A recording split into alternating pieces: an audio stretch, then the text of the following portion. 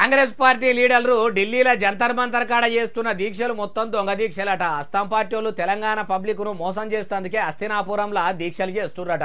42% BC reservation bill pass చేయాలని తనలాడుతున్నామని వాళ్ళంటుంటే దొంగ దీక్షలు చేస్తున్నారని ఎవరన్నారే బాలన్న అంటే ఇగో మందుమారానిగా బిరుదు కైవసం చేసుకున్న కల్వకుంట్ల కవిత మేడం చెప్పుర్రే.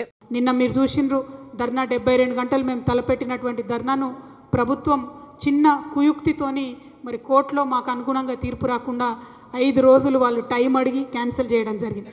ఇన్నరా ఏమంటుందో ఇంకా మస్తుగానే అన్నది మొత్తం ముచ్చటి నుండి.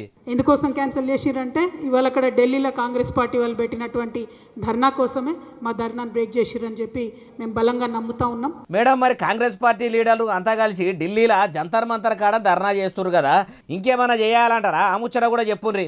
మరి వాళ్ళ ఢిల్లీలో 2 రోజుల దీక్షతోని వాళ్ళు ఏం చేస్తారో ఏం సాధిస్తారో కూడా తెలంగాణ ప్రజల ముంగట ఉంటుంది. మేము మళ్ళీ డిమాండ్ చేస్తున్నాం, మీరు రాష్ట్రపతి గారి దగ్గరికి వెళ్ళాలి.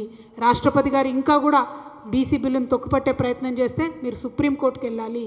ఆర్డినెన్స్ను గవర్నర్ ఆపితే మీరు సుప్రీంకోర్టుకు పోవాలి. అటువంటి నిర్దిష్టమైనటువంటి చర్యలు చేయకుండా మీరు ఎన్ని ఊకదంపుడు ఉపన్యాసాలు చెప్పినా కేవలం అది తెలంగాణ బిడ్డలను మోసం చేస్తున్నారని మేము భావించాల్సి ఉంటుందని ప్రభుత్వాన్ని మళ్ళీ ఒకసారి హెచ్చరిక చేస్తూ దొంగ దీక్షలని బంధు పెట్టాలి. సెంట్రల్ సర్కారు మెడలు వంచేటట్టు దీక్షలు చెయ్యాలి. కమలం పువ్వు సర్కారు ఇనకపోతే రాష్ట్రపతి ముర్ము మేడంను కలవాలి. లేకుంటే సుప్రీంకోర్టుకు పోయి బీసీ రిజర్వేషన్ బిల్లు పాసు అయ్యేదాకా పని కట్టుకొని పని చేయాలని వచ్చింది. అమ్మ కవిత మేడం గారు, మీరన్నట్టే షెయి పార్టీ లీడర్లు ఢిల్లీలో దొంగ దీక్షలు చేస్తుండ్రు అనుకుందాము.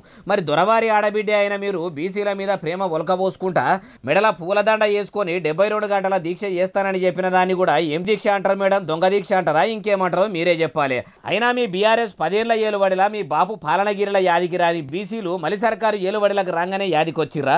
అప్పుడేం చేసిర్రు మేడం? మీ అన్న కాంగ్రెస్ వాళ్ళను అంటుంటాడు కదా, గుడ్డి గుర్రాల పనులు దోమ పోయినరా అని, గాడుదులు పెట్టే గుడ్లేరేదందుకు పోయినరా అని.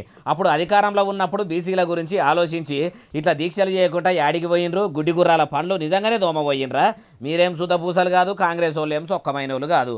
ఒంపైతే వదినే మిర్రైతే మరదలు అన్నట్టే ఉంటారు. మీ కాంగ్రెస్ లీడర్ల బాగోతాలు అన్నీ మాకు మాయేరికే అంటుర్రు ఈ ముచ్చటిన్నోళ్ళు.